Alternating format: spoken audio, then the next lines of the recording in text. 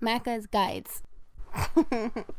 Hey guys, Macca here, playing Ghost Recon Wildlands. In today's video, I thought I would show you guys all of the unique weapons that you can unlock by beating the bosses in the game.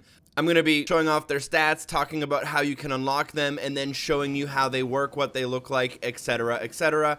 Obviously pointing out my favorites and useful scenarios for each and every single gun. If you find one you like, you can use the description to figure out exactly how to unlock it, and hopefully you guys learn something new. First off, we're starting off with assault rifles. This is his AK-47 for finishing La Yuri El Polito.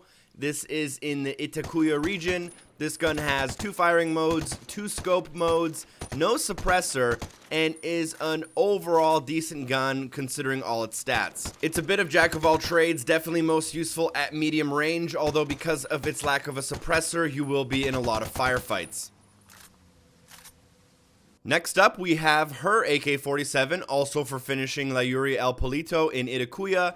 This is a modified AK-47. Again, it has no suppressor. This one also has no scope. It does have multiple firing modes, although its biggest draw is its massive 80 bullet clip. I would probably recommend having this as your secondary in order to help take down large vehicles if needed.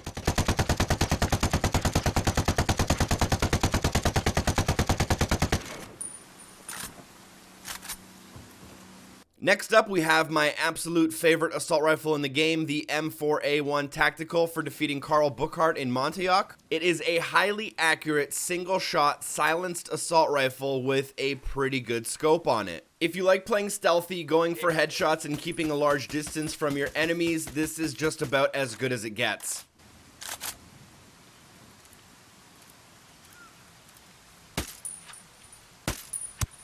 Watch it, you just killed a civilian.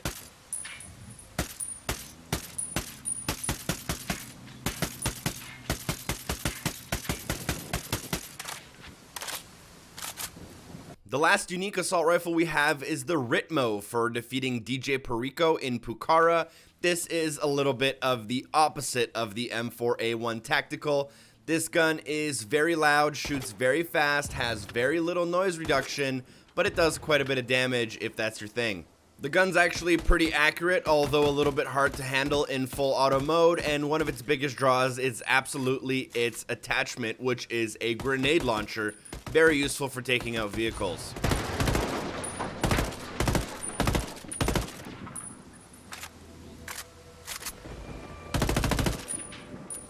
Moving on to one of the 2 light machine guns, we have the El Baston for defeating Madre Coca in Tabacal.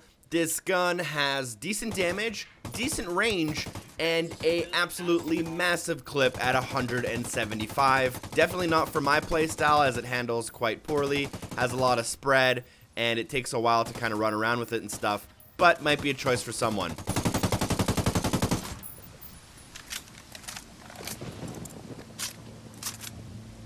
The other light machine gun is the Llamativo for defeating Carzita in Agua Verde, and this one is way more balanced. It handles better and is a lot less noisy, but it does so at the cost of damage. It also has a clip of 175, and the coolest part of it is its looks, in my opinion, one of the coolest looking guns in the game.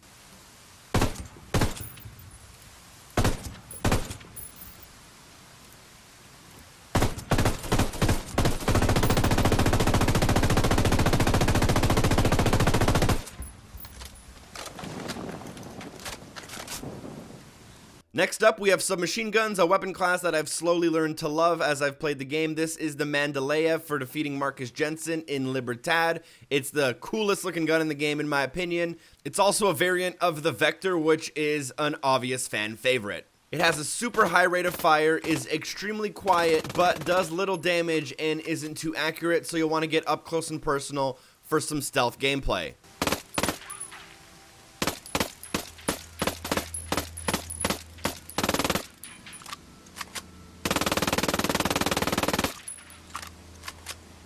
Next up, we have the Experimento number 42 for defeating El Cerebro in Caimanes. This is a variant of the Sterling SMG. It might be familiar to you as Frost's gun if you play Rainbow Six Siege. One of my favorite looking guns. It's really cool and unique, However, it's not realistic to use in gameplay because it's not very good and has no sight on it. It doesn't do a lot of damage, although it's decently accurate and handles very well. Then we have the Residuos for defeating El Pozolero in San Mateo, one of the more balanced submachine guns. It does a little bit of everything but nothing perfectly, and that's about it.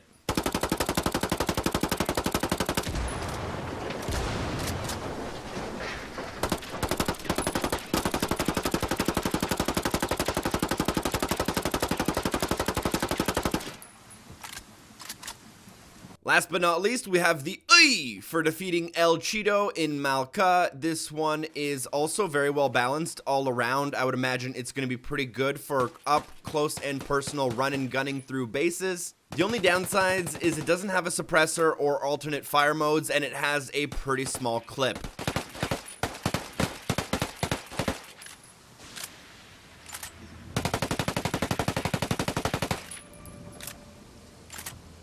Now we're moving on to my favorite category of weapons, the sniper rifles. The first one here we have is the Lanza Sagrada for defeating La Santera in Espiritu Santo.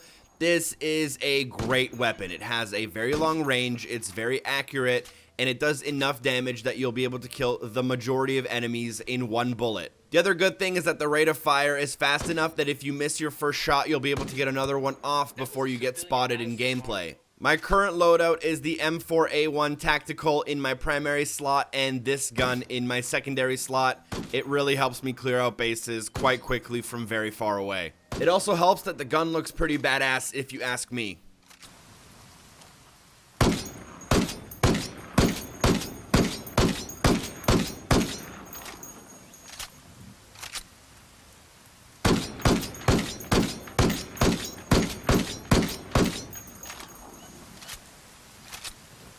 The only other unique sniper in the game is the Warhawk for defeating Boston Reed in Koani, and this gun is really good but does have a couple of drawbacks. It does even more damage, is even more accurate, has even more range, but it's a little bit louder, and it's also bolt action, which means it takes longer to fire in between shots, and the time it takes between shots is just enough time that if you miss your bullet, you will be alerted every single time, so that's a major drawback in my opinion.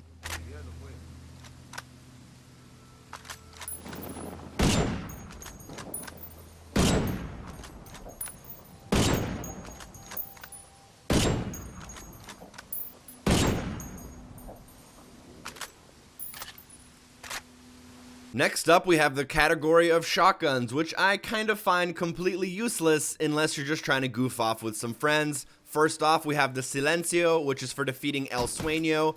This is a weird gun. At first, it had a silencer on it, but then I fast traveled across the map, re-equipped it, and it didn't have a silencer on it, which I'm very confused about, so I can't confirm or deny whether or not it's supposed to have a silencer on it. It has a really big clip on it, it fires very fast, fully automatically, and does a ton of damage. It is a shotgun, true to its name, it has almost no range. Next up, we have the El Obsequio for defeating El Popo in Barbechos. This is a shotgun, even more true to its name, extremely high damage, and completely useless at everything else.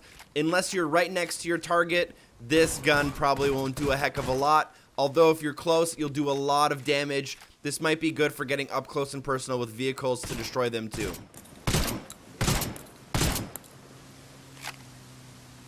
Next, we have the El Centista for defeating El Way in Verde. This is the definition of a pocket shotgun. It's super tiny, it has no scopes or anything on it.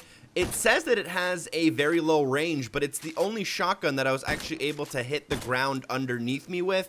It has only 2 bullets in its clip, and it takes a while to reload, so make sure you don't miss if you're using this one. It's just cool to look at, but isn't very useful.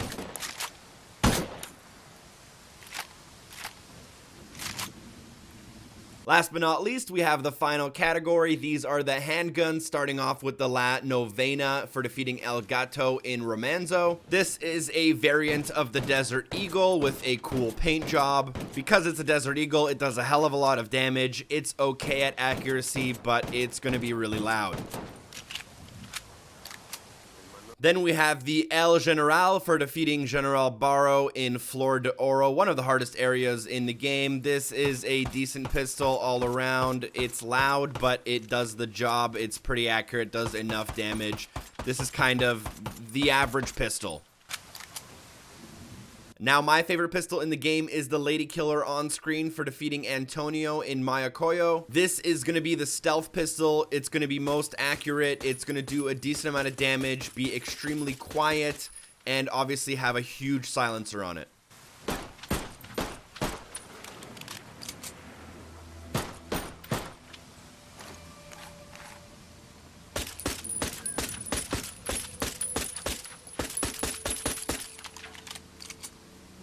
Last but not least, we have the BFF for defeating El Emisario in Okoro. This is another all-around pistol with average damage, average accuracy, and average handling. It'll kill whatever's in front of it, although it has a limited amount of bullets. And that right there is all 19 of the unlockable guns that you can get from defeating bosses, and all of them are going to be unique. This list did not include the ones that are available in the Ubisoft store for real money. Some of those cost upwards of $10 each, and I'm not one to find out what they're like for that price. I hope you guys enjoyed the video. Let me know in the comments down below what your favorite gun out of the list was, whether it be for its appearance or whether it be for its practicality and functionality in the game. Like I said, my favorites are the M4a Tactical, the Lanza Sagrada, and the Lady Killer for a stealth build. Feel free to drop a like. Special thanks goes to Darth Dave 89 and Drop Dead Artemis for supporting the show on Patreon, and hopefully I see you guys next time. Peace.